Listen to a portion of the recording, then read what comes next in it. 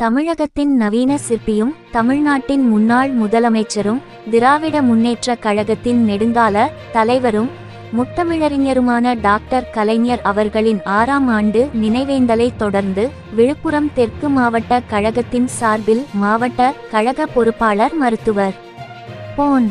கௌதமசிகாமணி அவர்களின் தலைமையில் விழுப்புரம் பெருந்திட்ட வளாக முகப்பில் இருந்து கலைஞர் அறிவாலயம் வரை அமைதி பேரணி ஊர்வலம் வந்து பின்பு டாக்டர் கலைஞர் அவர்களின் திருவுருவச் சிலைக்கு மலரஞ்சலி செலுத்தி புகழஞ்சலி செலுத்தினார்.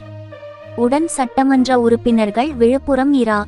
லட்சுமணன், விக்கிரவாண்டி அன்னியூர் சிவா, கள்ளக்குறிச்சி மாவட்ட ஊராட்சி குழு துணை பெருந்தலைவரும் மாவட்ட திட்டமிடல் குழுவின் உறுப்பினரும் திருக்கோவிலூர் கிழக்கு ஒன்றிய செயலாளரும் மூத்த வழக்கறிஞருமான மு. தங்கம் மற்றும் மாநில மாவட்ட ஒன்றிய நகர பேரூர் கழக நிர்வாகிகள் மற்றும் கழகத்தினர்கள் திரளானோர் பங்கேற்றனர். கள்ளக்குறிச்சி மாவட்ட செய்தியாளர் வி. ஜெயசங்கர் அறிக்கை.